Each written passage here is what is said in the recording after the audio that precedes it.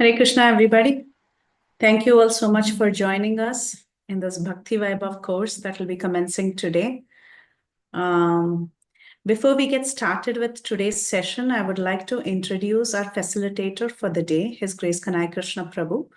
We'll have a short class today, a class detailing the introduction to and the glories of Srimad Bhagavatam, after which I will help you navigate through dashboards. I will show you how to navigate through your dashboards and access materials, etc.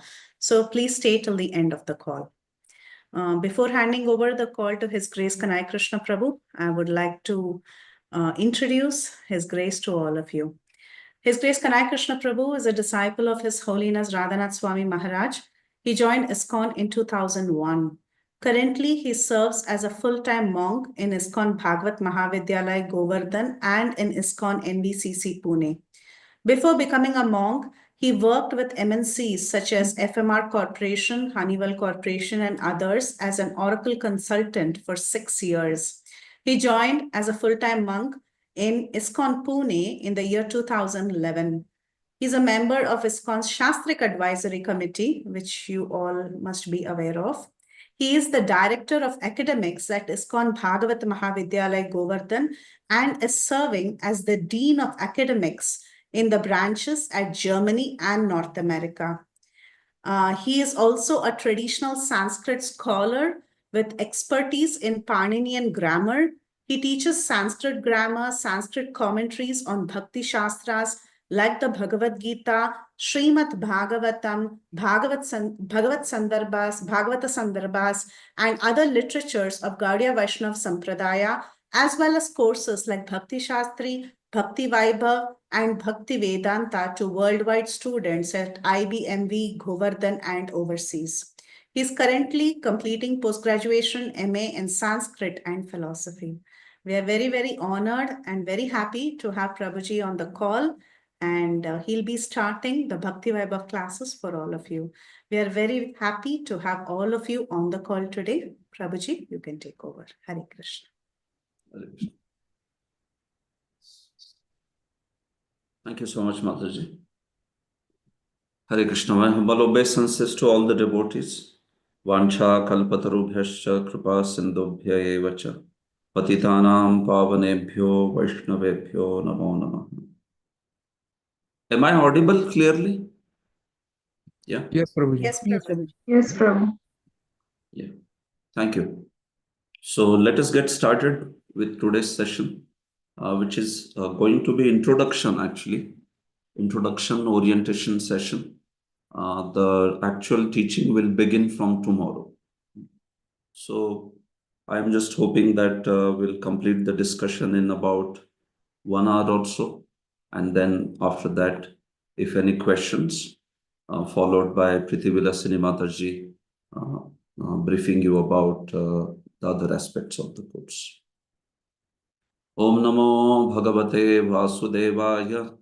Om Namo Bhagavate Vasudevaya. Om Namo Bhagavate Vasudevaya.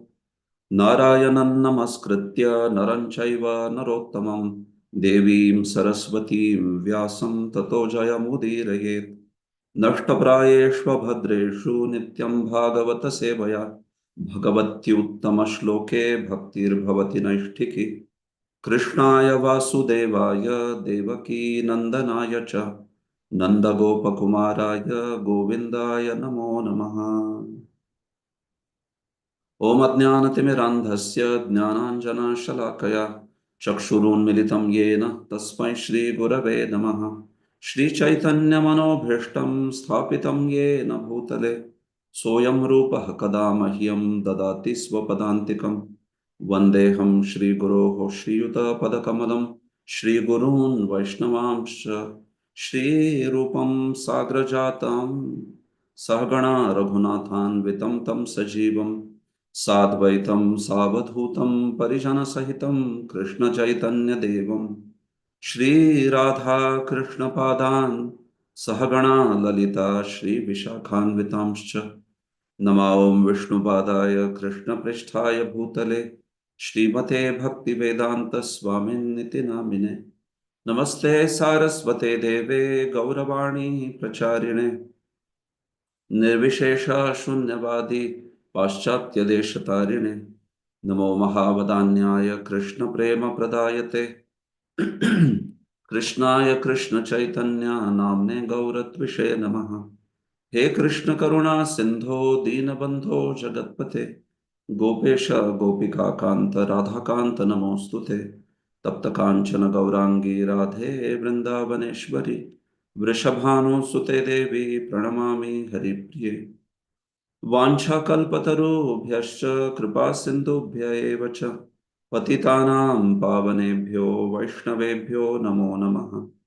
जय श्री कृष्ण चैतन्य प्रभु नित्यानंद श्री अद्वैत गदाधर श्रीवासादि गौर भक्त वृंद हरे Krishna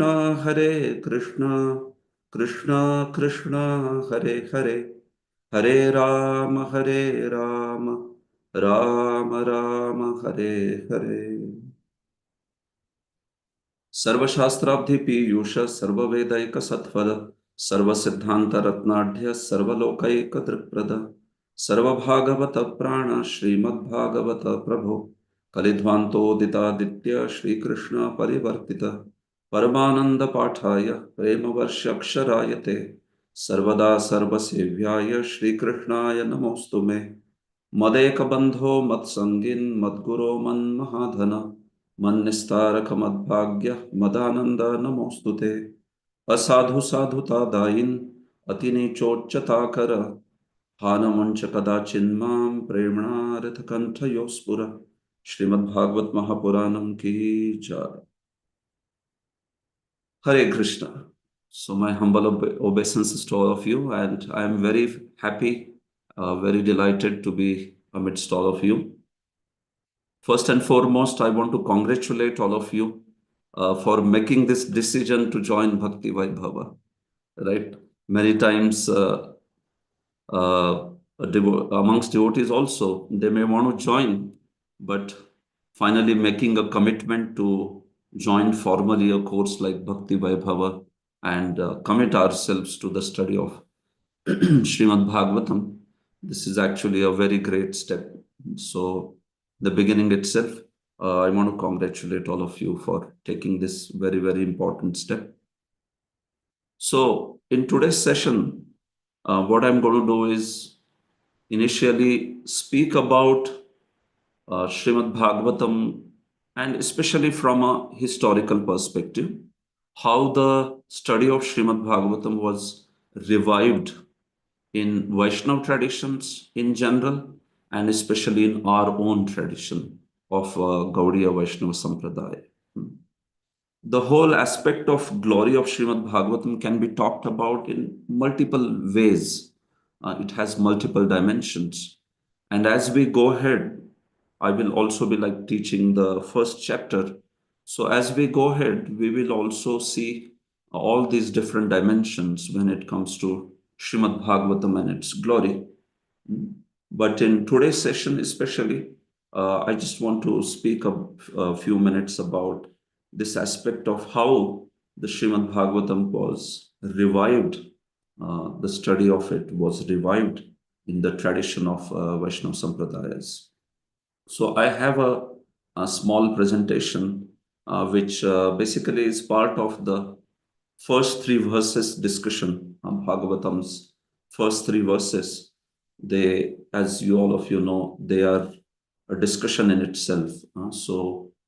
Usually I begin that particular session. I run it also as a different course, the first three verses of Bhagavat Mangalacharan. So as a part of that, I also discuss some history in the beginning. So I'm going to take you to that introductory session. And then towards the end, we can also discuss some questions pertaining to the topic. Okay.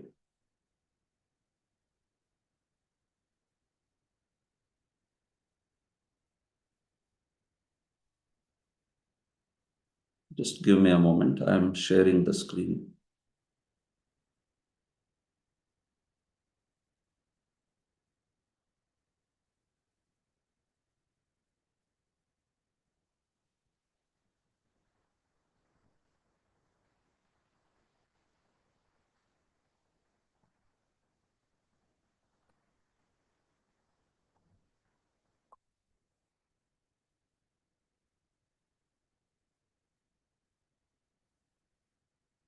You can see my screen now?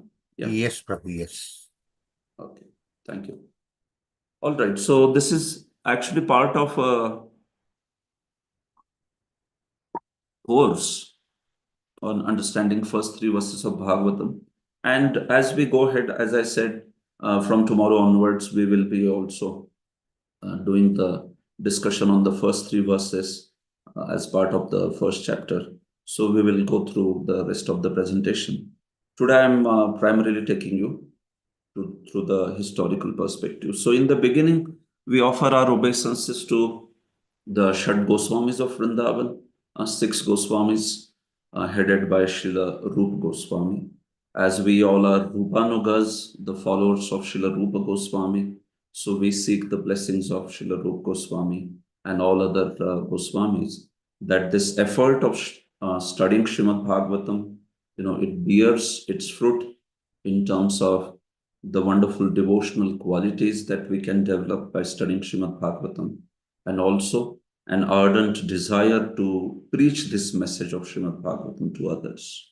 So we seek the blessings of these personalities who are like beacon lights for all of us in Gaudiya Vaishnava Sampradaya. As far as Bhagavatam is concerned, there are three commentators who have commented in Sanskrit, and these are the most important commentaries as far as our study of Srimad Bhagavatam is concerned in Gaudiya Vaishnava tradition. Of course, for us, the most important explanation of Srimad Bhagavatam is by His Divine Grace, Abhay Charna Ravinda Bhakti Vedanta Swami Srila Prabhupada. Yes, but I'm talking in terms of the Sanskrit commentators, predecessor acharyas. So these personalities are Srila Sridhara Swami. So you can see this is a painting of Sridhar Swami, one of the most authentic paintings of Srila Sridhar Swami.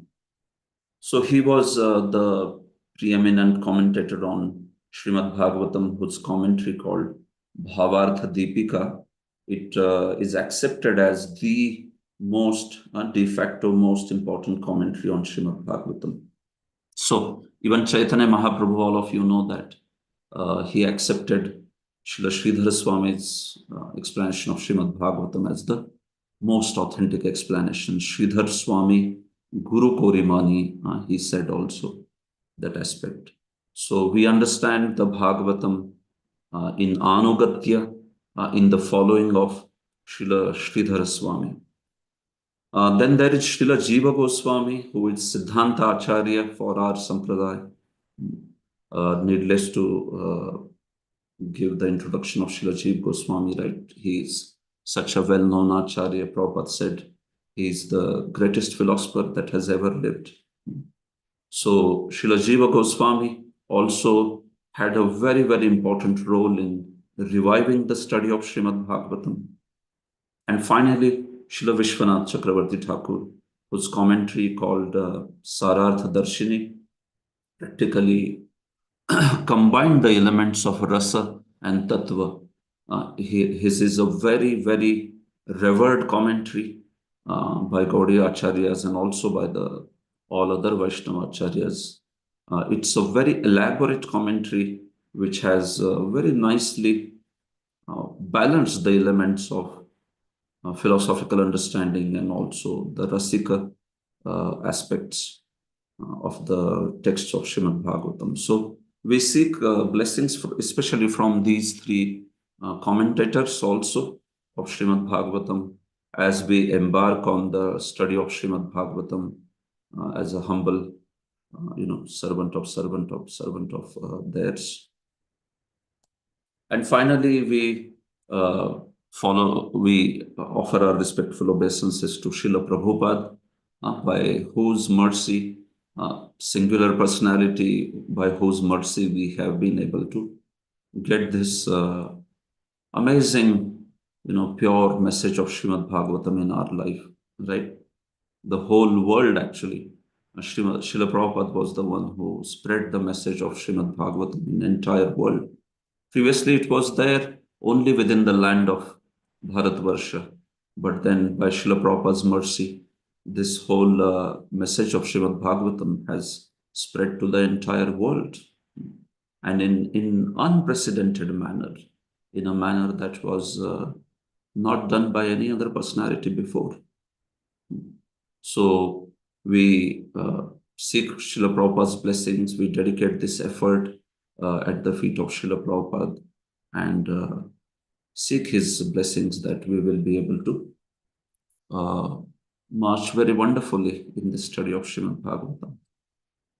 All right, so this is just the outline of the entire course, which is studying the first 3 verses. But yeah, here we go. I just want to speak on this introduction to Srimad Bhagavatam.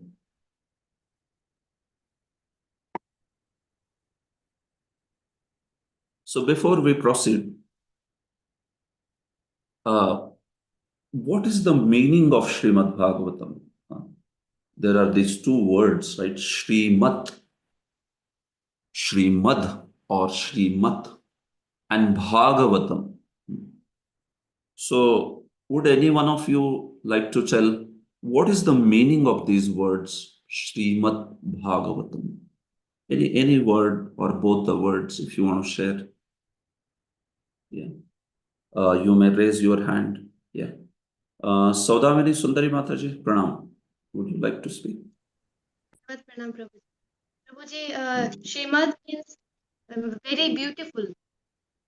Very beautiful. Yeah, very nice. And what is Bhagavatam? That I am not sure, Prabhuji. Okay. Thank you so much. Thank you. So Srimat means very beautiful. That's perfect. Very nice. Thank you. Who else? Praladanand Prabhu, did you raise the hand? Oh, Yes, okay. Prabhuji. Dandavat Pranam. Yeah. Bhagavatam Dandavat means Pranam. Bhagavatam means pertaining to Bhagavat. And Bhagavat in our Sampradaya and in Vaishnava Sampradaya, we consider Lord Sri Krishna combined with Srimati Radharani is Bhagavatam. The narration about their glories and pertaining to his Mahatmya or glorification. So the whole All right. Bhagavatam is Yeah. beautiful narration about Lord Sri Krishna, Radha Krishna, like that. That's what my Yeah, understanding. very nice. Yes, Bhagavatam is that which pertains to or it is related to Bhagavat, Bhagavan. The root word is Bhagavat. So Bhagavan, that which relates to that which is about Bhagavan is Bhagavatam. And when we talk about Bhagavan, his energies are naturally included. So that's why the scripture that talks about Bhagavan and his energy, especially his internal energy, that scripture is Bhagavatam. So that's right. Very nice, Prabhu. Thank you. Someone else also had raised the hand. Anyone else wants to share anything? Tulsi Gopi Mataji, go ahead. Tulasi Gopi Mataji, yes. Hare Krishna, I was just, Prabhuji, going to say Shri means full of opulence and fortune, and so the stories about Bhagwan that bring lot of fortune in everyone's life. So something like that. Okay. Yeah. Thank you, Mataji. Yes, Shri Mat. There is this suffix called as Mat, Matup in Sanskrit, which means possessing. So Shri Mat means literally that which possesses Shri, that which possesses Shri. So what is Shri then? So one of the meanings of Shri is opulence or the great fortune.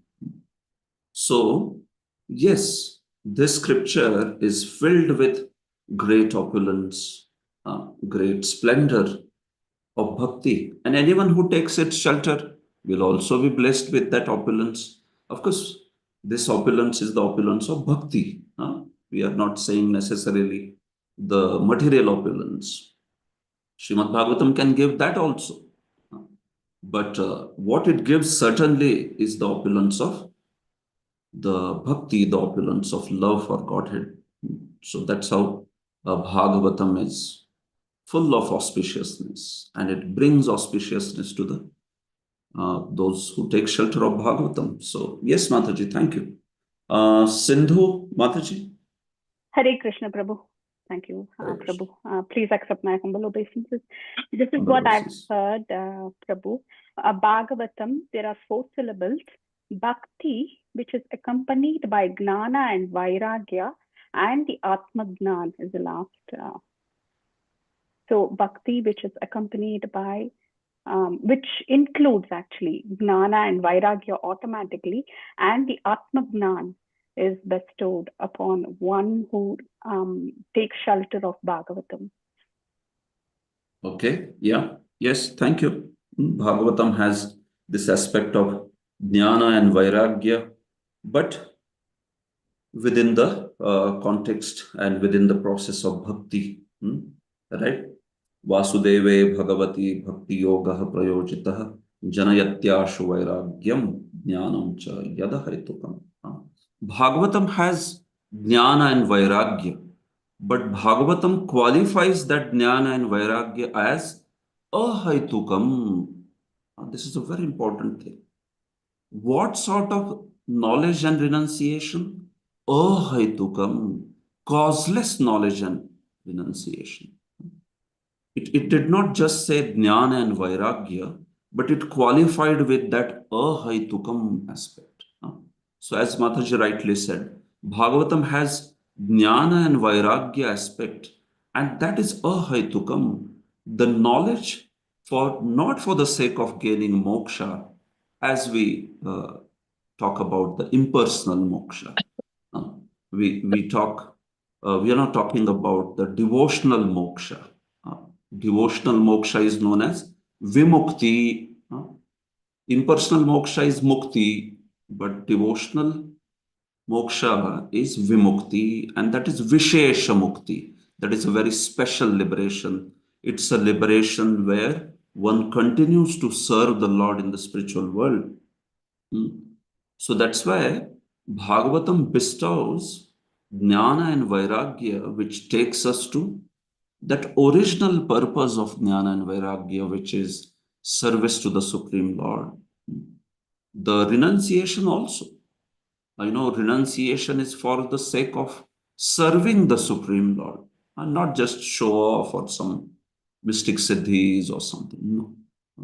So that's Bhagavatam, which gives you these two aspects with the right motivation. And naturally, because jnana aspect is there, so Atma Gyan is included within it, right? When you know about Supreme Lord, you naturally know also about yourself. It is included within it. So that's how it's a very perfect scripture which talks about jnana, vairagya, and all those aspects. Yes. So thank you so much for giving these inputs on Srimad Bhagavatam. So yes, actually, Srimad Bhagavatam is a very beautiful scripture, full of opulence, full of splendor of bhakti, and especially, Jiva Goswami mentions, we will see this now as we go ahead. Srimad Bhagavate Mahamuni Krate Kim Va Paraihi Ishvaraha Sadyo Riddhi Avarudhyate Atra Pratibhihi Shushrubhis Tatkshanat. So, Srimad has that sense of being blessed by Shri.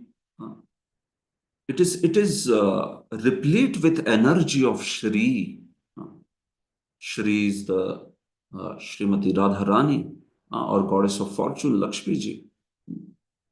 So this scripture is endowed with, replete with the potency of Shri, and that's why it can reveal you Bhagavan and the opulences of Bhagavan.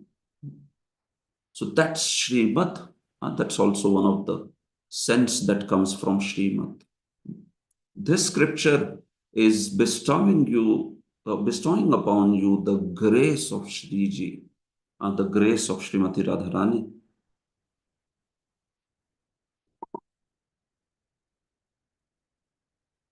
And Bhagavatam, yes, it's the message about Bhagavan. It's the message about Bhagavan's devotees. Srila Vishwanath Chakravarti says Bhagavatam also means Bhagavataha idam bhagavatam, Bhagavat swamikam. He says Bhagavatam means that which belongs to the Supreme Lord. That is Bhagavatam. This scripture belongs to the Supreme Lord. It's his own scripture. You may say, well, every scripture belongs to the Supreme Lord. Yes, but the message of Srimad Bhagavatam is Krishna's own intimate message. That's the point. Bhagavat Swamikam. Lord is the Swami of this scripture. What it means? It means that the message of Srimad Bhagavatam is actually the very confidential, intimate message desired by Bhagavan. That's the meaning also of Bhagavat Swamikamidam. So that's why Bhagavan chooses to give this message to whom to give and whom not to give. That's his choice. So only by the grace of Bhagavan we can understand the scripture, because he owns the scripture and decides whom to give or whom not to give, depending on the attitude of the practitioner. When it comes to Karmakand scriptures and all, Lord is a bit detached. He is like, he has made the process. Whoever wants that particular thing, go, no problem, take it. But when it comes to Bhagavatam, he exercises his own sweet will, that who is going to receive the mercy of Srimad Bhagavatam? So unless and until we get the grace of that Supreme Lord by the process which is the bona fide process, we will not be able to understand Srimad Bhagavatam. So that's also the sense of Bhagavatam.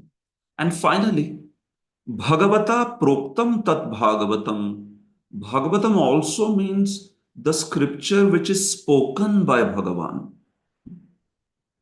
The scripture which is spoken by Bhagavan is also Bhagavatam. So, can any one of you tell? Well, we know Bhagavatam is spoken by Shukadev, right? So, why do we say Bhagavata Proktam? It is spoken by Bhagavan. Why do we say that Bhagavatam means the scripture which is spoken by Supreme Lord?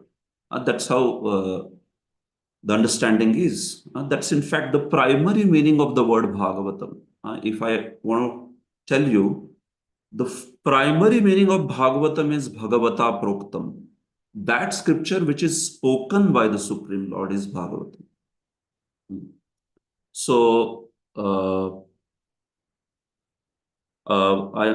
just forgive me in case I mispronounce the name. Is it Parama Pavani Shama Devi Mataji? Hare Krishna, dear Prabhuji. Yes, you pronounce appropriately. Thank you, Prabhuji. Pranam. Sri Vyasadeva was an incarnation of Krishna himself, and Vyasadeva has transmitted the knowledge to Srila Sukadeva Goswami, and also Krishna is always in the hearts of every devotee, like Sri Okay. So Okay.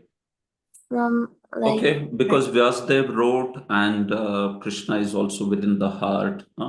So, okay, to some degree you are right. But then, Vyasadeva compiled the scripture, right? He did not speak it exactly.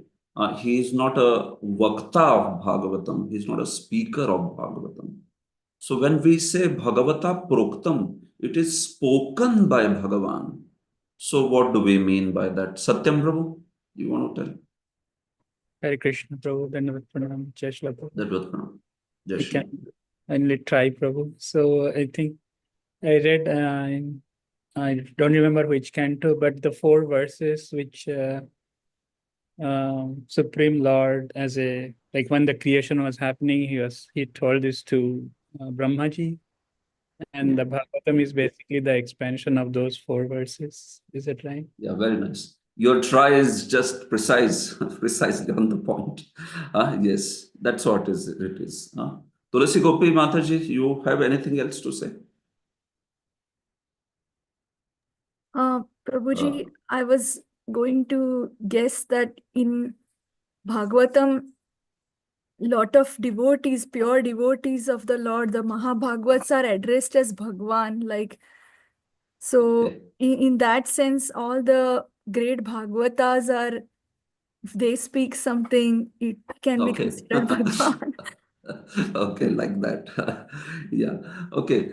Yeah. So I mean, I can tell this basically the primary reason or the chief reason why it is said to be spoken by the Supreme Lord is because yes, the Chatushloki was spoken by Supreme Lord Krishna himself in the beginning of creation, and the entire Bhagavatam is nothing but the expansion of that Chatushloki. So originally, this scripture is spoken by the Supreme Lord. See, in the 11th canto, also it's mentioned, Sakshat Bhagavata Uditam. This scripture is directly spoken by the Lord. Just like Bhagavad Gita, also we glorify like that, right? Gita Sugita Kartavya Himanyai Shastra Vistaraihi Ya Swayam Padmanabhasya Mukha Padmat Vinisrita. So this scripture is also Bhagavatam is spoken by Supreme Lord Himself. When it comes to other scriptures, Krishna may arrange people like Yajnavalkya Muni to speak, or Manu may speak, right? Manu speaks Manusmriti, or Yajnavalkya speaks Brihadaranyaka Upanishad, or sage Katha speaks Kathopanishad. So other scriptures, Lord also gives the sages and all, and they speak on those particular aspects. But as far as Bhagavatam is concerned, it's spoken by Supreme Lord Himself. He speaks about it because it is the closest scripture to His heart. It is His own message. Excuse me. I have some slight issue with the throat and I'm just recovering. So just in case I sound rough or so, please forgive me. So that's how Bhagavatam, actually, if we say that this particular scripture is spoken by Supreme Lord Himself. Krishna, although the other sages are also very great personalities, but then still the distinction is made in terms of this scripture, Bhagavatam is Bhagavata Uditam. This is directly spoken by the Supreme Lord. And the message is His own. So it's the highest scripture, like that. So that's how the word Bhagavatam is also explained in various ways. So just to summarize, Srimad means that which is beautiful, that which is opulent, that which manifests the grace of Shri, that which manifests the fortune that the Supreme Goddess of Fortune offers on us, and that is Srimad. And Bhagavatam means that which is spoken by the Supreme Lord, that which is about the Supreme Lord, that which is belonging to the Supreme Lord. It is possessed or it is owned by the Supreme Lord. That is also Bhagavatam. So these are like various meanings of the word. So this scripture is part of the Vedic scriptures which are known as Paurusheya Shabda Praman. When it comes to Vedas, we don't just say Shabda Praman, we say Paurusheya Shabda Praman. Because there may be Paurusheya Shabda Praman also, ordinary verbal testimony, right? Even in common matters in this world, we follow Shabda Praman, right? We may not have visited a place, but if somebody else has visited and he comes and tells us, we listen to that and we believe that, yes, that's how it is, right? Somebody has never gone to New York, but another person who has gone there, he says that, well, there is this huge Statue of Liberty. So then the person accepts it, right? The other person. So that is ordinary Shabda Praman. But when it comes to spiritual matters, when it comes to Vedas, it is Paurusheya Shabda Praman. It is coming directly on the authority of Supreme Lord and his representatives, who are all beyond the four defects. So amidst the Apaurushaya Shabda Pramanas, Bhagavatam is considered to be the highest Praman or highest scripture. Now, this discussion is itself quite a big discussion. There is a complete course on it based on Tattva Sandarbha, establishing Bhagavatam as highest Praman. I do that course. It's a separate course in itself. But what I want to tell is, and those aspects will come also in our discussion as we go ahead. But the point is, Bhagavatam is glorified as highest Praman within the Puranas themselves. It's not like as Gaudiyas we claim it. No. Puraneshu tu sarveshu Srimad Bhagavatam param yatra pratipado Krishno giyate bahudarshibhi. Padma Puran. So you see Padma Puran, which is one of the Satvik Puranas, it glorifies Bhagavatam as Puraneshu tu sarveshu Srimad Bhagavatam param. Amidst all the Puranas, the Bhagavatam is the highest. Yatra pratipado Krishno, in every single word of Bhagavatam, Krishno giyate, Krishna is glorified, bahudarshibhihi, bahuda rishibhihi. Krishna is glorified in multiple ways, bahudha, by rishibhi, by the great sages. So you see, Padma Puran itself is glorifying Bhagavatam as the highest Puran. It's not that Bhagavatam is only glorifying itself as highest. No. Amidst the Satvik Puranas, Padma Puran glorifies. Or take another Satvik Puran called as Garuda Puran. You know, Arthoyam Brahma Sutranam Bharatartha Vinirnayaha Gayatri Bhashya Ruposau Vedartha Paribrahmitaha. And then further, it talks about Ashtadasha Sahasra Sammataha Purananam Samarupaha. Amidst all the Puranas, this scripture is like Sama. Just like among the Vedas, the Sama Veda is considered highest. Right? Krishna also says that in Bhagavad Gita. He says that Vedanam Sama Vedoham. So why is Samaveda considered highest? Because Samaveda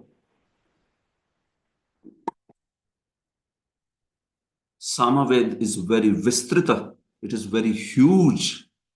It has about 1,000 branches. And also Samaveda has a very, very melodious way of singing. Geyata. It has a very beautiful way. You must have heard, some of you, the singing of Samaveda. It's a very beautiful singing. So that sort of, singing, very melodious kind of singing is possible in Samaveda. So it's not just a wisdom, but it's also wisdom replete with, beautiful chandas and singing. So that's why Samaveda is considered the best of all the Vedas. So similarly, if you were talking about Puranas, what is the Sama of the Puranas? What is the best of the Puranas? So that is Bhagavatam. Purananam Samarupaha. Garud Puran says that. So similarly, there are many other Pramanas like that, which glorify Bhagavatam as highest Praman, like that. So especially in the second verse's explanation, I'll speak more about this. Srimad Bhagavate Mahamuni Krite Kimva Parai. There I will speak elaborately from Tattva Sandarbha of Srila Jiva Goswami. All right, so that's how. And this scripture falls into a category of scriptures called as Prasthana, which is Smriti Prasthana. So now this might be also another concept for some of you. There are 3 sections of scriptures. So of course, this is not there in PPT. Some of you might be wondering, okay, is the PPT not going ahead? No, actually, this is introduction only still. The PPT has the historical aspect. So after this, I will move ahead with the historical thing. There are 3 sections of scriptures, or you could say go-to sections in the Vedas. Prasthana, Prasthanatraya or Prasthanatrayi, the triad of scriptures. So they are known as Shruti Prasthana, Smriti Prasthana, and Nyaya Prasthana. These are 3 sets of scriptures, you could say divisions of scriptures. So would anyone like to tell Bhagavatam belongs to which division? Is it Shruti, is it Smriti, or is it Nyaya? What is it? Yeah, Sodamini Sundari Mataji. Prabhuji, is it Shruti? Shruti? Okay, not exactly actually. Param Pavani Shama Mataji. Hare Krishna Prabhuji. Prabhuji, it's Smriti because everyone is like, we see the loops of conversation, another conversation and another conversation, people remembering the conversation and delivering. Hare Krishna. Yes. Hare Krishna. Yeah, all right. Okay. So it is Smriti. That's what Mataji said. So let's understand. Is Bhagavatam Shruti? Is it Smriti? Or is it Nyaya? So Bhagavatam, if you put in the strict categories, it is actually Smriti. Shruti, Smriti, Nyaya. Shruti means the original 4 Vedas. Riksama, Yaju, Atharva. They are known as Shrutis. Smritis, that category involves the 18 Puranas as well as Itihasas like Ramayana and Mahabharata. So that is technically Smriti. So because Bhagavatam is also one of the 18 Puranas, although the most exalted of all of them, it is also part of Smriti. And then the last one, Nyaya, is it refers to the Vedanta Sutra, Nyaya, Brahma Sutra, or Vedanta Sutra, or Badarayani Sutras, all these names. So that is Vedanta, and that is Nyaya. So now, if you say Bhagavatam, it is technically a Smriti, but because it is commentary on Vedanta Sutra, natural commentary on Vedanta, so it can also be called as Nyaya. And Bhagavatam's message is directly the message of Supreme Lord.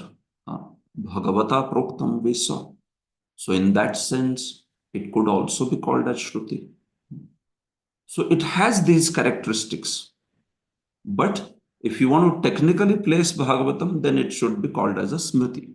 It's a Smriti scripture, like that. But which has authority even greater than the Shrutis in a sense. Why? Because it is giving the highest message. Sometimes even Shrutis may not give the highest message. Like there are so many Shrutis which glorify Karmakand, right? But Bhagavatam is that scripture which talks about just the highest paramo dharma. Dharma projita kaitavotra paramo nirmatsaranam satam. Atra paramo dharma nirupyate. And this scripture propounds the highest truth. So that's why it is more authoritative even than the Shrutis. In fact, that's what Srila Jiva Goswami speaks in Tattva Sandarbha. Especially, all the more in Kali Yuga, Srimad Bhagavatam becomes the most important scripture. It is always, but at least in prior ages, the Vedas and all were available. But right now, hardly anything is available. So that's why Bhagavatam is the highest scripture, although it belongs to the Smriti category. Like that. So that's how this scripture is the most important scripture that we should study. And the study of Srimad Bhagavatam is sufficient. We don't have to even, for that matter, study too many of scriptures. Prabhupada would also say that Bhagavatam and Bhagavad Gita, if you study these two scriptures scrutinizingly, that's it. You will get everything. Vyasadeva himself is saying, right? Srimad Bhagavate Mahamuni Krate Kim Vaparai.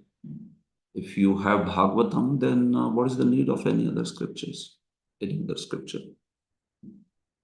So that's how. All right. So how this Bhagavatam was revived in the tradition, you can see now. We'll finish this discussion in 10-15 minutes, and then I'll pause. See, there are these three topics of Vedas called as Kanda Traya, Karma Kand, Jnana Kand, and Upasana Kand. Karma Kand deals with the ritualistic sacrifices. Jnana Kand deals with the impersonal absolute truth. And Upasana Kand deals with the worship of the deities, especially Vishnu, worship of Supreme Lord Vishnu. So what happened was, especially this Jnana Kand portion, which is exemplified by Upanishads. Upanishads speak Jnana Kand. So there is the discussion of difference and identity between the Supreme Lord and the jivas or the living entities. Upanishads speak both aspects. There is difference between the Supreme Lord and jiva, but there is also oneness between the Supreme Lord and jiva. But what happened after the Buddhism, at one point of time, we know that, about 2300 years before, the Buddhism had become rampant. It was practically the most rampant path in Bharatvarsha. And Buddhism and the Buddhist monasteries were everywhere, especially after the Emperor Ashoka, he became a Buddhist king. So then Buddhism spread very rampantly everywhere. So there is this great Acharya, Shripad Shankaracharya, who came and he wanted to re-establish the authority of the Vedas. So he preached very vigorously. He debated with the Buddhists, and because Buddhist philosophy does not accept Vedas, Buddhism is a Nastika philosophy. They reject the Vedas. So that's why Shripad Shankaracharya, he wanted to re-establish the authority of the Vedas. So he drove away Buddhism from the land of Bharatvarsha, and he established the Vedic authority. But while doing that, he overemphasized the Jnana Kand portion. He spoke his entire message on the basis of Vedanta and the Brahma Sutras. So especially he very much accentuated or emphasized this system of oneness between the jiva and between the living entity and the Supreme Lord. So after Shankaracharya's philosophy, the Vedas were revived, but the impersonal truth or the merging in impersonal Brahman, that became the main thought in the religious field. That was the de facto philosophy that we have to merge in impersonal Brahman, because he spoke primarily on the basis of Upanishads. So, these Upanishads have those Mahavakyas, which talk about only oneness, which focus on oneness. Mahavakyas, Shankaracharya's 4 mathas have 4 Mahavakyas, like Vakyas like Prajnanam Brahma, or Nehananasti Kinchana, or Aham Brahmasmi, Tattvamasi, such words, such statements which talk about oneness. So he spoke that these are the Mahavakyas, great statements in Shastra, and you should focus on them. Wherever Bhakti is spoken, those are like Laghu Vakyas, they are like Samanya Vakyas, simple statements. So that's for less intelligent, but jnana is for the most intelligent. So in his interpretation of the scriptures, he deliberately propounded such a philosophy. So on one hand, Shankaracharya revived the Vedas, but then he had not still revived the glory of bhakti. In fact, the era was completely around accepting impersonal merging as the highest truth. So after that came Ramanujacharya and Madhvacharya, who brought back the glory of Puranas. Shankaracharya, he brought the glory back to Upanishads, Vedanta. But still, the Puranas, they had not been revived. Their glory was not brought back. Shankaracharya quoted Puranas. He never quoted Bhagavatam. Shankaracharya in his writings has never quoted Bhagavatam. But he has glorified the pastimes which are there in Bhagavatam. In his Ashtakams, such as Govinda Ashtaka, he has glorified Srimad Bhagavatam's pastimes without quoting the scripture. Why did he not quote? Srila Jiva Goswami says in Tattva Sandarbha that Shankaracharya did not want to offend the Supreme Lord by trying to misconstrue such a spotless scripture like Srimad Bhagavatam. That's why he did not touch Srimad Bhagavatam. Although he sort of touched other scriptures like Gita and Upanishads, but not Bhagavatam, because he did not want the wrath of the Supreme Lord. So, because he never quoted Bhagavatam, so Ramanujacharya also never quoted Bhagavatam. Ramanujacharya just followed the exact same set of scriptures which Shankaracharya quoted, because Ramanujacharya was defeating the philosophy of Shankaracharya. So he did not even quote any other scripture which was not quoted by Shankaracharya. So that includes Srimad Bhagavatam also. That's why Ramanujacharya, he never mentioned about Srimad Bhagavatam. But the first Acharya who brought the spotlight back on Srimad Bhagavatam is Shripad Madhvacharya. He wrote a commentary called Bhagavat Tatparya Nirnaya. And in this commentary, he brought back the glory to Srimad Bhagavatam. See, Ramanujacharya had revived Puranas. One of his disciples also wrote a commentary on Vishnu Purana. Vishnu Chittiyam, that's the commentary. So Vishnu Puran was brought back, especially with up to a great extent by Sri Ramanuja. But talking about Bhagavatam, yes, Madhvacharya, he was the one who brought back the spotlight again by his commentary on Srimad Bhagavatam. So you can see how Bhagavatam is coming into the foreground. The whole purpose of sharing this is to tell you that how the Bhagavatam was brought back into its natural, we could say, position. So this is how brief history of Srimad Bhagavatam commentaries before those of Gaudiyas. So Shankaracharya never touched Srimad Bhagavatam. There were some followers of impersonal path like Chitsukhacharya and Punyaranya. See, this whole session I have also spoken on my YouTube channel. I will give you a link just in case some of you might feel that, okay, this data is a lot of data. So don't worry about it. You can hear this session later. I have spoken quite in some detail on one of my courses which I do. So I'll share the link also where I have given this historical approach quite in detailed manner. I'm just here going through the most important point here. So there were some acharyas like Chitsukhacharya and Punyaranya who had written commentaries, but Shripad Madhvacharya, he did not want Vaishnavas to read those commentaries because those commentaries are said to be having the impersonal message. So that's why Madhvacharya wrote Bhagavat Tatparya Nirnaya. There was also this personality called Vopadeva, who also popularized Bhagavatam in the 13th century. He wrote 3 books, Hari Lilamrita, Muktafalam, and Paramhamsa Priya. And Vopadev thus popularized study of Bhagavatam. Now, Vopadev is one of the very prominent authors on Bhagavatam. He's not an imposter. Sometimes devotees, they don't understand Vopadeva.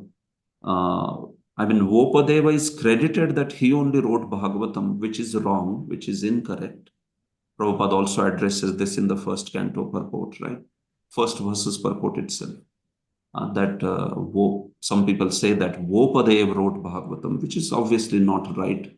But then this idea is famous only after Vopadev's departure. He himself never claimed it. In fact, he is credited with popularizing Bhagavatam to a great extent. Srila Jiva Goswami also has quoted Vopadeva in his Sandarbhas. So he is attributed for that positive contribution in bringing the glory to Bhagavatam. And then comes this great Acharya called Sridhara Swami, who wrote the commentary called as Bhavartha Deepika on Bhagavatam. So this commentary became the most celebrated and popular commentary. Sridhar Swami comes around 14th century. So you can see before Sridhar Swami also, some work for glorifying Bhagavatam has already been done. But Sridhar Swami practically made Bhagavatam so popular by his very beautiful commentary, very crisp commentary also, called as Bhavartha Deepika. And then comes the Gaudiya Vaishnava tradition, where Sri Chaitanya Mahaprabhu appears on the scene. Now this is 15th century, 1486, Sri Chaitanya Mahaprabhu appeared, right? So Sridhar Swami had popularized Bhagavatam to quite an extent. And when Sri Mahaprabhu appeared, Mahaprabhu accepted Sri Mad Bhagavatam as the highest Praman.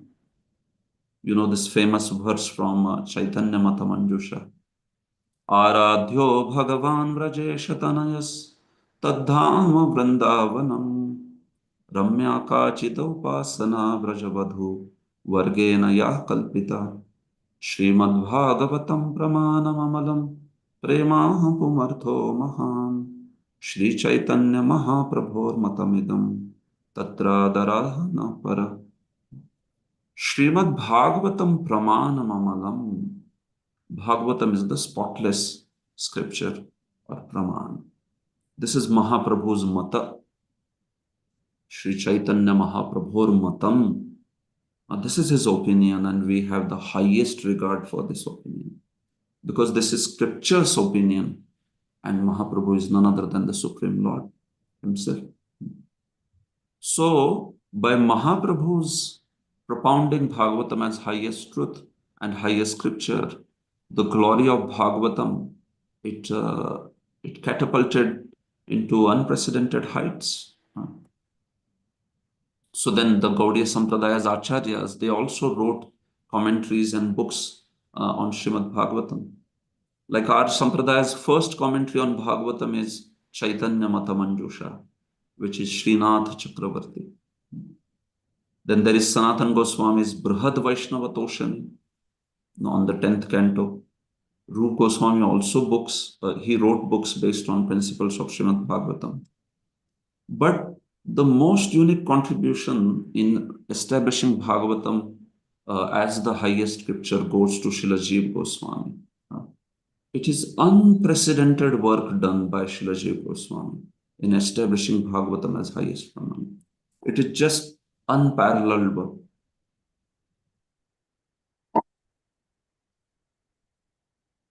So you can see Srila Jiva Goswami, he had an intellectual challenge where his philosophy, our Sampradaya's philosophy, should be based on Vedanta, but he could not write a commentary on Vedanta because Mahaprabhu said that Bhagavatam is a natural commentary on Vedanta. So what he did was, he kept the fidelity with Lord Chaitanya Mahaprabhu's teachings of not writing a commentary on Vedanta, but instead what he did is he wrote 6 Sandarbhas. So he explained how Bhagavatam is a natural commentary on Vedanta. So by writing 6 Sandarbhas, Srila Jiva Goswami has done the greatest service to Srimad Bhagavatam. Any of you who want to understand Bhagavatam deeply, you know, along with the Bhagavatam systematic study that we will do in Bhakti Vaibhava, also if you can study Sandarbhas, no, then only your study of Srimad Bhagavatam will be completed. Without studying Sandarbhas, understanding of Bhagavatam will always remain incomplete. Like that. So that's why Bhagavatam, if you want to understand nicely, those 6 Sandarbhas of Jiva Goswami, they are said to be the most important scripture. These 6 Sandarbhas. So as we will go ahead in our discussions, we will also be sharing some points from 6 Sandarbhas. And you can see how classic analysis is done by Srila Jiva Goswami. So this was how Srila Jiva Goswami established the glory of Bhagavatam by writing 6 Sandarbhas, which deal with practically all the philosophical aspects that are spoken in Bhagavatam. So Jiva Goswami's, in this way, contribution in terms of Sandarbhas is very great. Sandarbhas, they have this thematic approach. Thematic is topic-wise. Systematic is verse-wise, while thematic is topic-wise.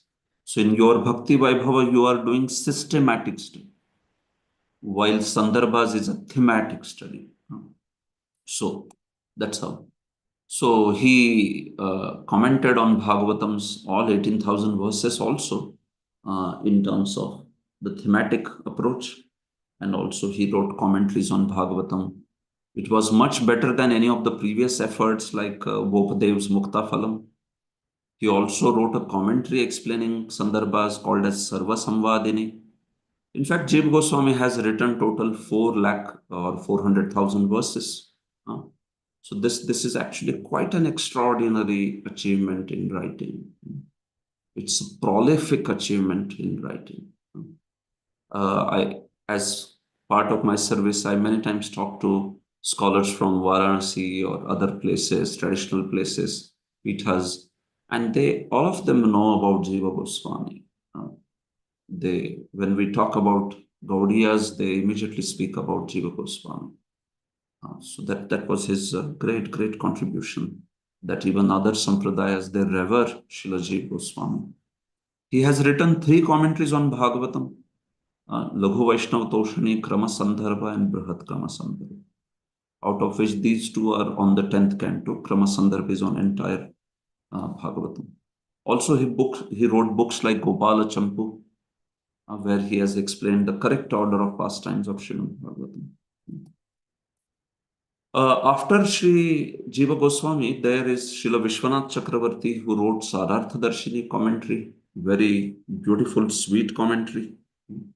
Baladev Vidyabhushan on 10th canto wrote a commentary called Vaishnavanandini. Bhakti Siddhanta Saraswati wrote very brief commentaries called as Ananta Gopal Tathya and Sindhu Vaibhava Vivriti. And finally, our own Srila Prabhupada, he wrote a commentary in English, which practically spread the Bhagavatam all over the world. So here we come to Srila Prabhupada's unique contribution, where he made the entire Bhagavatam available for all of us in English language, keeping that authenticity and tradition intact. And not only he gave the Siddhant of Bhakti, but he also gave the practical aspect, application. So Prabhupada's is, in fact, only presentation where we see that he has combined the Siddhanta, the philosophy, with the practice. That's why it is a very unique presentation, actually. Very unique presentation. When you read Acharyas, you may understand the philosophy, but you may not understand how to apply it in life. When you read Prabhupada, you also understand how to apply it in life. So it's na bhuto na bhavishyati. It's like unprecedented kind of presentation of Bhagavatam. And that's why we have our great gratitude towards Srila Prabhupada for presenting this Bhagavatam. So this is how the study of Bhagavatam was revived in our own tradition. We see that the whole tradition, right from the times where the Buddhism was rampant, from there all the way up to Bhagavatam being revived as the highest scripture. That's how we see the historical approach has taken place. So this is how now we embark on the study of such a great scripture, which is revered by so many acharyas, sampradayas, by Vedas themselves, by Supreme Lord himself. So it's actually quite a most auspicious endeavor that we are embarking upon. So we seek the blessings of all these great personalities, and especially Srila Prabhupada, that we will be able to absorb these teachings of Bhagavatam, understand its Siddhanta, also understand its mood and the values, devotional values that it is bestowing upon us. This whole effort of studying Srimad Bhagavatam actually is for our own reformation. We become better devotees, and then also we share this wisdom. That's the greatest benefit of Bhagavatam. We relish it for ourselves, and we also share it with others. Other things like Bhakti Vaibhav certificate and all those things, that's okay, that will anyway happen. But the real purpose is, it's a service actually. It's a service that we want to render to our previous tradition and Srila Prabhupada, because they took such an effort to bring back the glory of the scripture. So I would pause here actually. It's already 7:07.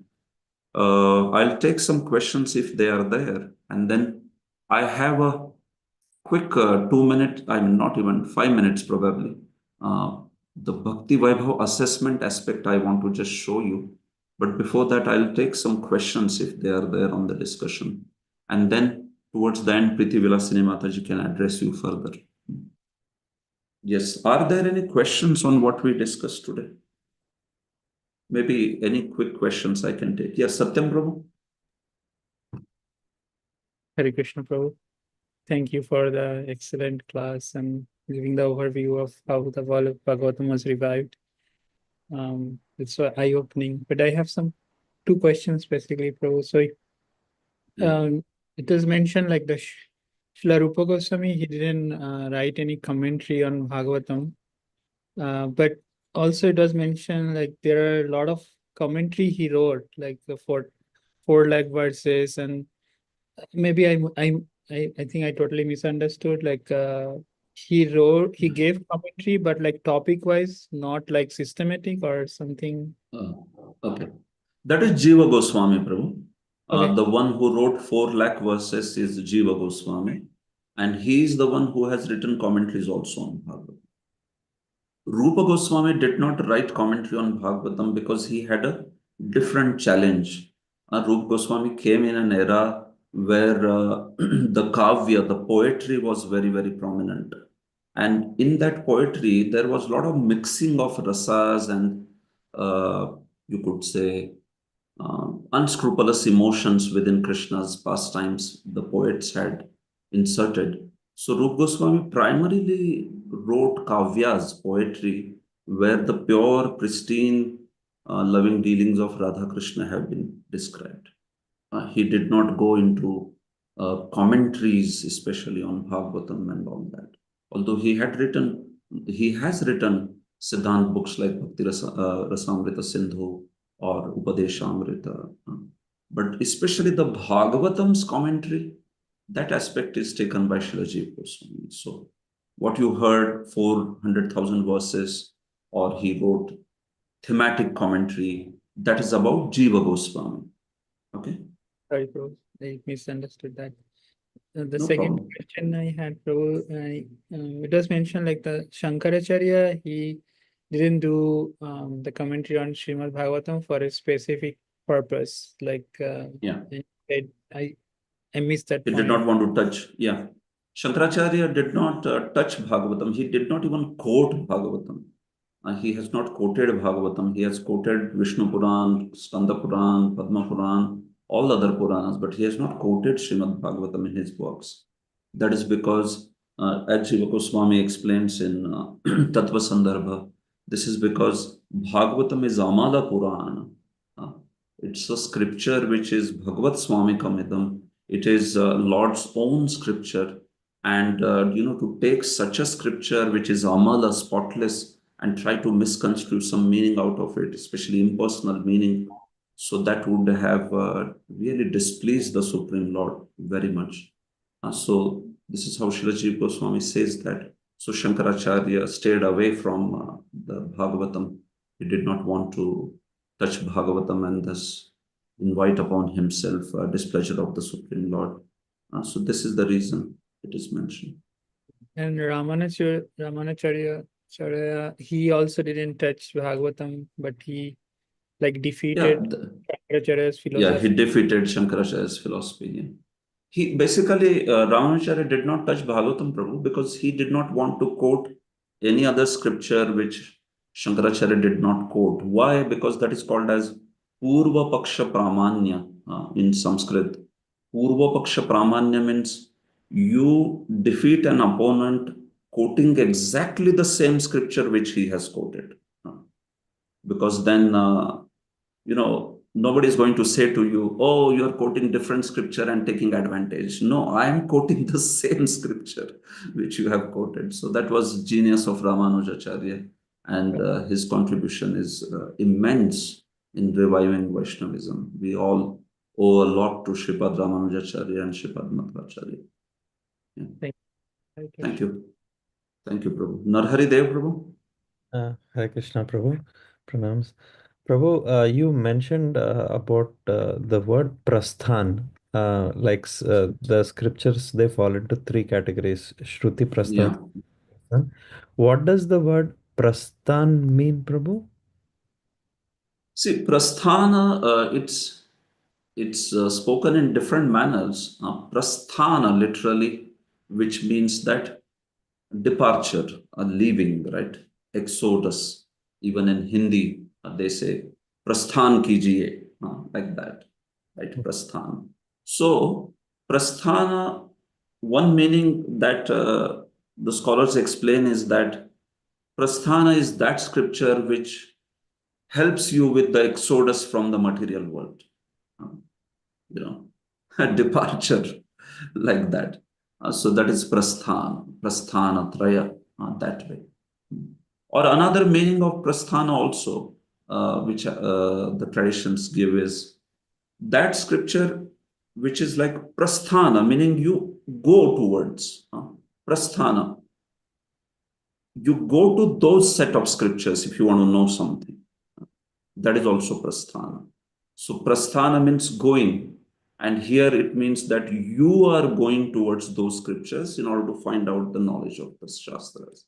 So this is also another meaning.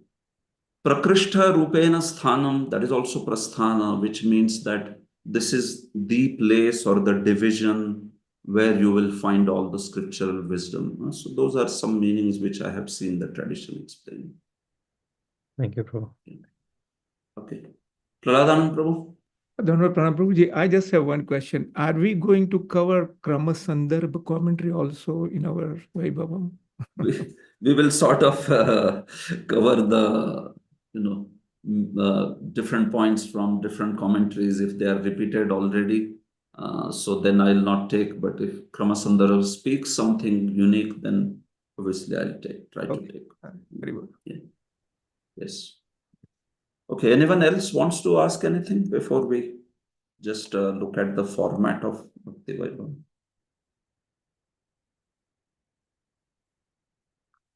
Okay, so I thank you all very much for your very patient listening.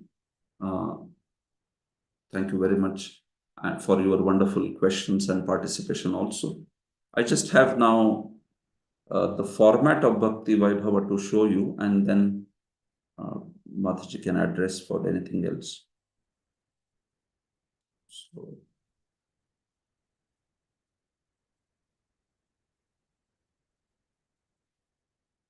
So you can see my screen. This is a handbook, which must have been shared with you, or it will be shared. This is student handbook, and this is an important document for all of you to keep with you. So this is Bhakti Vaibhav courses, module 1's handbook. Module 1 is Canto 1. You can see here. So here we have Bhakti Vaibhava. You can see the contents here. So Bhakti Vaibhav assessment. Then you have Canto 1's chapter summaries, open book questions, closed book questions. Shlokas for memorization for the entire course, they are also put into this handbook. This is not only Canto 1, but Canto 1 to 6, the complete Bhakti Vaibhava. So you can see here, all the shlokas are placed. Around 80 shlokas are there, 80. And they are split into 5 tests of 16 verses per test. 16, 5 says 80. Also, individual presentations are there as part of this. So Canto 1 to 3, and then again, also another set of presentation, Canto 1 to 3. This is half of the Bhagavatam presentations. There will be also another set of presentations on 4 to 6. So you can see, I'm just giving you a brief idea of what is placed in the handbook. Later you can see for yourself. So this is Bhakti Vaibhava assessment. You can see Bhakti Vaibhava assessment has 4 aspects. There is closed book exam. There is open book exam. There are presentations. And there is shloka recitation. And of course, you will attend the classes, live classes, where a certain attendance is mandatory. So you can see entire Bhakti Vaibhava has been split into 12 exam units. Canto 1 to 6 has been split into, meaning all the chapters in Canto 1 to 6, they have been split into 12 exam units. So closed book exams, they will be memory based. You cannot see in the book, they will be completely memory based. So you can see in this particular course book or handbook, you will find for every units, there are the closed book questions. So your exam will appear from those questions only. Your paper will be from those questions only. So there is exam for every unit, and that exam will not exceed 100 marks. Question paper will be something between 60 to 100, sometimes 60, sometimes 80, sometimes 100, depends on the section. So like this, you can see Canto wise the exams are there. Canto 1 has only 2 closed book exams, that's all. In this particular module, you will have to appear for only 2 closed book exams. From chapter 1 to 9, 1 exam, and 10 to the rest of the chapter, meaning 19, there will be another exam. That's it. Similarly, Canto 2 has 1 closed book exam. Canto 3 has 3. Canto 4 has 3. Canto 5 has 2. And Canto 6 has 1 closed book exam. So that's how there are total 12 closed book exams for the entire course. In every exam, you should get 65% marks for passing the exam. If you are absent for the exam, or if you don't pass it, then there will be also another attempt where you can clear it. You will have 2 attempts just in case anyone misses the exam or is not able to clear it, which is a rare scenario. Yeah, but 65% marks are mandatory to clear the exam. Coming to open books, which are understanding, application, and values based questions. So there are total 20 questions where every question, the answer needs to be within the word limit of 1000 to 1100. So that's how you are producing a written material of almost 20,000 words. 20 questions with 1,000 word limit. And you have to also get 65% marks per question here, per answer. So these 20 questions are across the entire course. So you can see Canto 1 has 3 open book questions, Canto 2 has 2, 3 has 5, 4 has 5, Canto 5 has 2, and 6 has 3. So that's, as far as Canto 1 is concerned, you have 2 closed book exams and 3 open book exams. That's it. Coming to presentations, there are 4 presentations per student for the entire course. So there are 2 presentations for Canto 1 to 3 and 2 presentations for Canto 4 to 6. So in that way, 4 total. So these presentations will only happen after 3rd Canto is over. So it's not immediate. It's going to take some time, right? So after the 3rd Canto is over, you will have to do 2 presentations. And these presentations also have 65% passing marks. These presentations are in 2 categories. One is the Bhagavatam class, like how we speak in Temple Bhagavatam class. You are given a verse and you will present on that. It's a 50 minutes presentation. Similarly, there is another category of presentation where you will be offered a topic. Take any topic, the topic will be assigned to you. The words will be assigned to you also in both these Bhagavatam class and topic. This is assigned from the teacher's side, and you have to present on that topic. 50 minutes presentation. This will be in front of all the students. So that's for entire course. So as far as you are concerned, your first set of presentations will happen after 3rd Canto is completed. Shloka recitation, total 80 verses for the entire course. This 80 verses, you don't have to memorize and speak at once, which is difficult, obviously. But they have been split into 5 tests of 16 verses per test. So you have to get 65% of passing marks per test. So these are the 4 main components of assessment: closed book, open book, presentations, and shloka recitation. And finally, attendance should be 75% minimum per exam unit. 75% is the minimum. In live sessions, you should attend 75% of the classes at least. So we will see that attendance for the unit. Like first unit is chapter 1 to 9. So now whatever classes happen for those many chapters, you please make sure that you are present in at least 75% of the classes. Best is to not miss a single class, but at least you make sure that 75% are attended live. So that's also important because that will be part of your assessment. Hare Krishna. So that's all about the assessment. All right.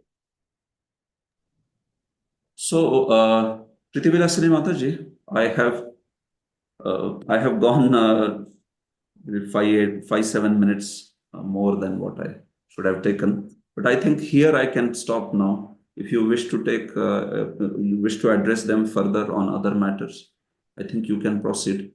But I would like to drop at this point of time. If you have anything, please let me know. Have anything else to say? Thank you so much, Prabhu. Thank you for that very nice enlightening class. It was a nice introduction. We learned so much today. Thank you so much. And I hope everyone heard about the exam pattern. I will just take about 5 minutes because I want to show you how to navigate. Many people have questions about navigating through the dashboards and where to find material, how to submit exams, etc. So that's what I'll be showing now. And since we have just started the course, maybe the dashboard is not fully populated, but you will see it getting populated. Okay. So thank you. Mataji, yeah, sorry to cut you short. Should I leave, Mataji? I can proceed. Sure. Now?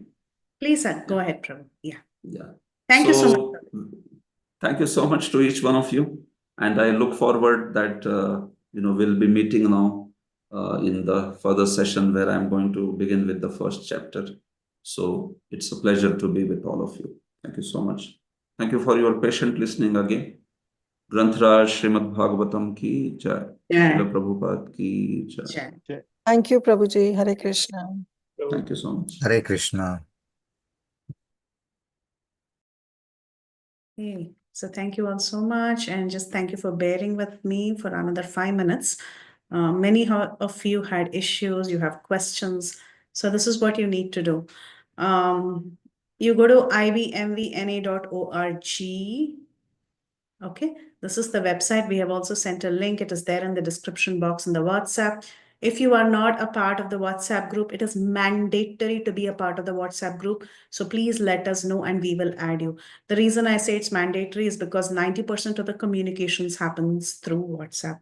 So please ensure you're in the group.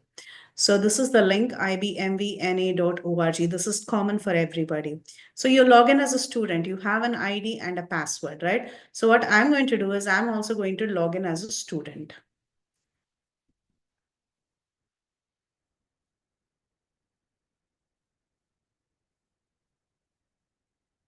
Once you log in as a student, you will see the courses that you have registered for in your ID, in your student ID. So I put myself with a different ID as registered for the Bhakti Vaibhav course. If you see on the right here, you will see the live class, the class that has started. So all that you have to do is you have to click on join now.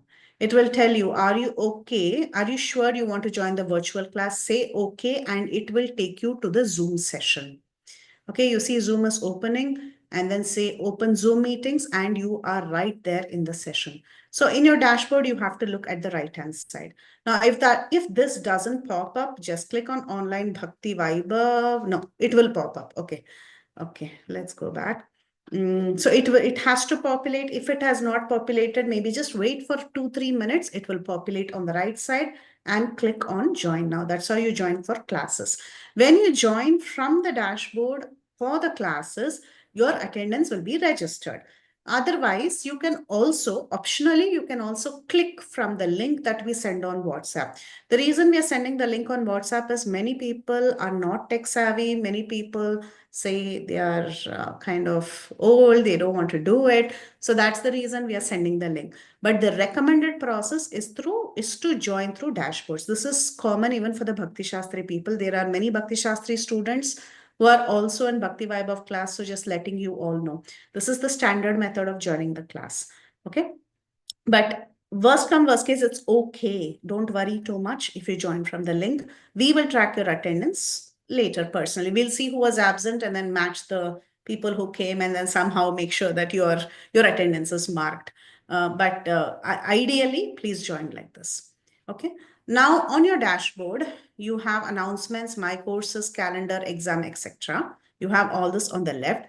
But if you click on the online Bhakti Vaibhav course, what will happen is you will see all the documents that have been uploaded on the left-hand side. I have uploaded your handbook that Prabhuji just screened some time back. This is your handbook and it has details about your closed book, open book, your oral exam, that is the shloka exam, and your presentation exam, etc. All the content is available in the handbook.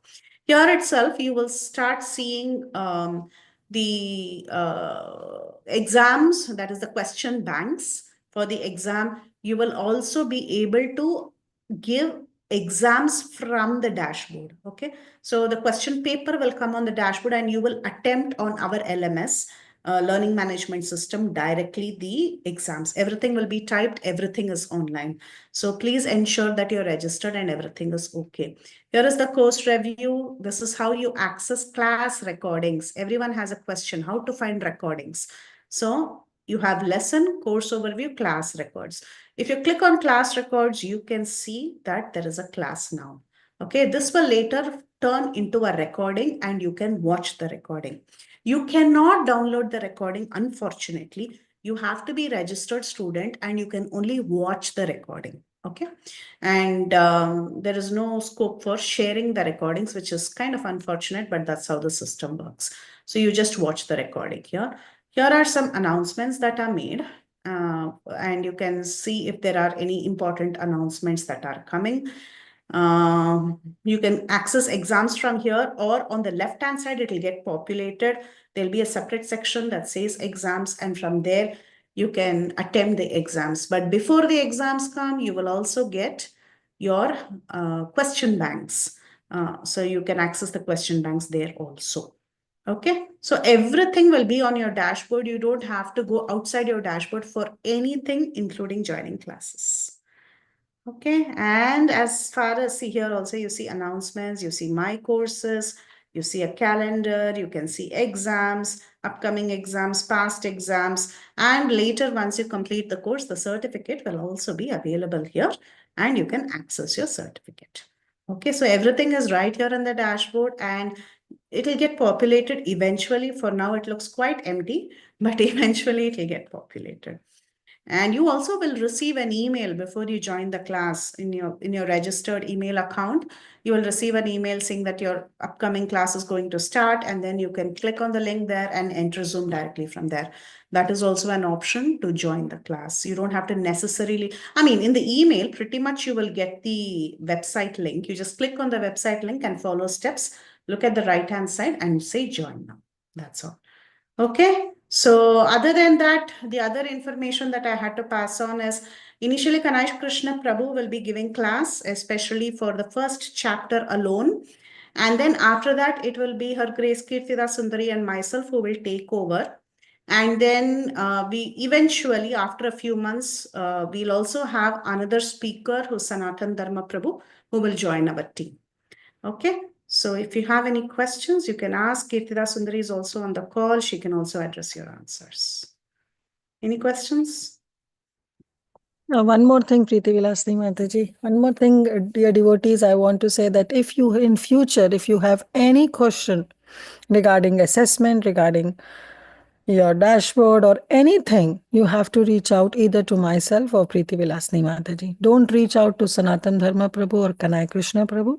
We will be there to facilitate all your questions. And if any concerns are there where you are not able to give the exam or you need some extra time or recordings or some shloka memorization, you can reach out to us and we'll make sure to make easy for you. Yeah, and also please use each other's help. Create a WhatsApp group, a study group. That way you have each other, because without a group, you will not be enthused to study the course. You will not be enthused to give the exams. Believe me, I am also an example of that. So without support, it is very difficult to complete the course. So ensure you are there as a part of the group. You have a study group. You track each other's progress. It helps a lot. Preferably come prepared to class, read up the content for the class and come prepared. That way you can absorb what the teacher is telling. Taking notes is very, very useful because you'll finish your study in the class itself. You don't have to study later. So all these are very tips that people have used and they have been very successful. Okay, our Bhakti Shastri batch has been following this and they are very successful. So try to attend as regularly as possible. Be attentive. That way you finish your study in class. Join support groups. Without support groups, we cannot finish this course. Okay, it's a 3-year course. It's a very long course. So we just have to encourage each other. And Param Bhavani Mataji has already made that WhatsApp group as a Yes. sub group. So you can please join. The link is already shared in that WhatsApp group. Correct. And also, if you have questions related to uploading classes, uploading exams, where to access things, how to use the dashboards, you can ask each other, because all the Bhakti Shastri students are also graduated to Bhakti Vaibhav now. They are experts in Edmingle. They know this entire platform very well. So you will have a big group supporting you. So you can take help from the others also. Worst come, worst case, you can reach out to us also. Okay. So we'll also be a part of the main WhatsApp group. Okay. Anything else? Mataji, I have a question, Mataji. Yeah. Can I ask you? Yeah.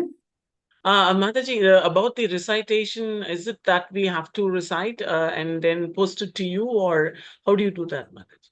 So the recitation also happens on the dashboard only. So you will record a video of yourself closing eyes and reciting the shloka.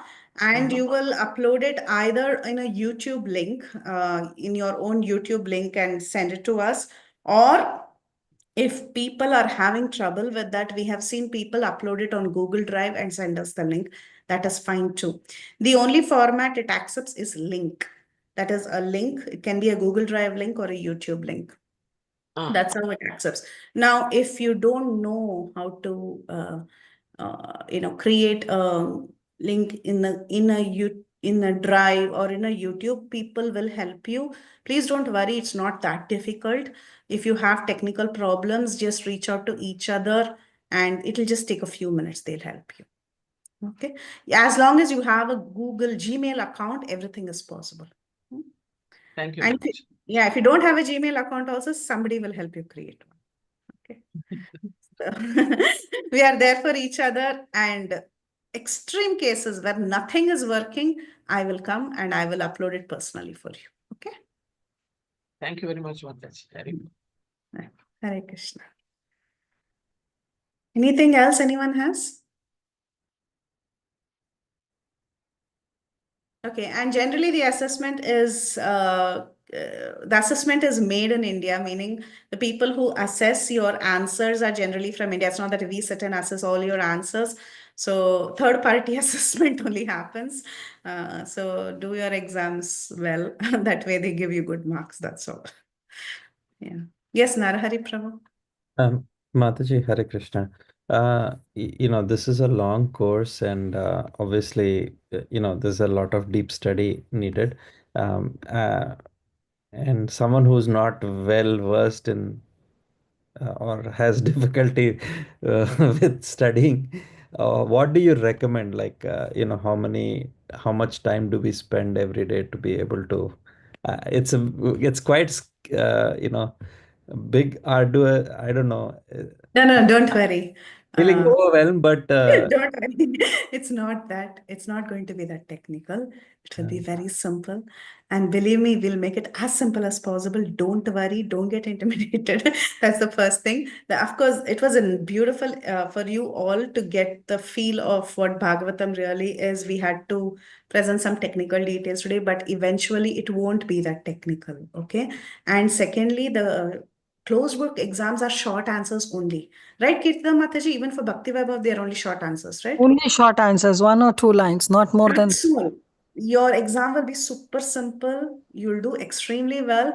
And the long answer, the essays, that 1,000-word thing is open book. Okay. So you can write it at your luxury. Even while listening to the class and taking notes, that notes itself you can make into an essay. It won't be difficult, believe me. And the short answers are super easy. And we will reveal all the questions. You will not have any surprises. We will spoon feed. Okay. Even the class will be spoon fed. Nothing will be a problem. I assure you. It's our assurance. It's Mataji, Kirtana. no MCQs, Mataji? No No, MCQs. nothing. But that Just is easier, Mataji. Much easier. Easier, Mataji. Because the last class I went through with you in Bhagavatam, MCQs are Yeah. wonderful and easy. MCQs are nice, I agree, but this time no MCQ because it's a Vaibhav certification course, right? You did diploma in Bhagavatam, right, Mataji? Yeah, there we made it very simple. Very Yes. simple, very nice. Yeah. This will be more rigorous. Yeah. But don't worry, even that is also simple. Like I can assure you all, trust me and Mataji that this will be going to be the easiest Bhakti Vaibhav. Easiest Bhakti Vaibhav. Trust us. Even we are going to reduce the memorization verses also. So don't worry. We'll do some back-end adjustments. Yeah.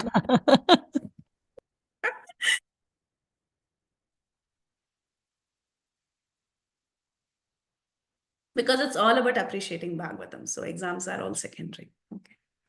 Yeah. Nisha Mataji. Hare Krishna Mataji. We trust you completely. Bhakti Shastri went so well with both of you, and it was very simple. Thank you. Thank you. It will be just like all your efforts. Mataji, so the closed book questions, will they be similar to how they were in Bhakti Shastri? Like you'll be giving us the closed book questions, not from the study guide. No, that part I don't know. But even if it is from the study guide, we will give you specific questions to study. Okay. Okay. Okay. Don't worry. Meaning we will send you a document with the exact questions we'll be asking, and we'll ask you only that. Okay. Thank you, Mataji. We'll manage all that. Don't worry. Hare Krishna. Hare Krishna. Okay, the only thing what I would like to say is that please stay enthusiastic and I know motivate it's each other. hard, but motivate each other. Please. Motivate each other. It's a long course, so stay on the call, stay on the path, and be enthusiastic. Yeah. And let's relish Bhagavatam together. Page Yeah, by it's all about relishment. It's not about the certificates. It's just relishing Srimad Bhagavatam, and that we can do all together in each other's association. Yes. And we will also get the certificate with a simple question bank. Okay. With a simple exam. We will reduce everything. Don't worry. Even the content also, no? The number, the volume, everything we will reduce. Okay. Narayana Prabhu, go ahead. Mataji, for the shlokas, the Sanskrit sometimes is easier, but the English is difficult. So we have to also memorize the English, right? For all the 80 You words. can say it in your own words, but the meaning should be delivered. That's all. Okay. Okay. Thank you, Mataji. That's how the Bhakti Shastri people are doing, right? You say it in your own words, but the meaning should not be changed. Okay. Perfect. Thank you, Mataji. Hare Krishna. Shyam Gopal Prabhu? So is the meaning has to be exact, or we can it should be You like, can, yeah. Yeah, you can say it in your own words, conveying the same meaning. And we have to like recite, right? So there is no Sanskrit or English, so it is like reciting, like it is like You recite. Sanskrit. So it's like a Sanskrit type kind of recitation only, right? Not any. Okay. Yes, yes. As it is, you recite in Sanskrit. English meaning is where we have trouble. So that we, and many people, Bhakti Shastri folks can tell this. They do one shloka at a time. That way, it's not too much pressure on them. Because it's all online upload, right? So they end up doing 1 or 2 shlokas at a time. So there are many tricks. You join the support group and they teach you 100 tricks. Okay, so no worries. Yeah. Thank you, Mataji. Hare Krishna, Mataji. I joined the class via the link provided. Is my attendance taken into consideration, or? Yeah, it will. If once you click the link, it's taken into. Okay, thank you. I don't know. What's your name? Dev's like Devendra Govind. Okay, so one more thing, just when you join the Zoom link, just join it with the number or the name that you have registered the course. Like you have written Dev's iPhone. Better it would have been Devendra Govindas. That would have been definitely. Hare Krishna. That way we know whom we are tracking. I mean, who has come and who has not come. Yeah. Okay. And if at all, I'm telling everybody, don't get tense, because I always get messages. I didn't log in from the dashboard. I logged in from the link. Will my attendance be counted? Yes, it will. We will take care of that. It's our responsibility. Okay. That's all. Okay. Then thank you all so much. I think it's late night for everyone. Good night. Hare Krishna. Hare Krishna. Good night. Hare Krishna. Hare Krishna. Thank you so much. Hare Krishna. Thank you, Mataji. Hare Krishna. Pranam. Hare Krishna. Pranam. Hare Krishna, Mataji. Thank you. Hare Krishna. Hare Krishna. Thank you, Mataji. Hare I'm Krishna. ending the call. Haribol. See you all on Thursday. Yeah.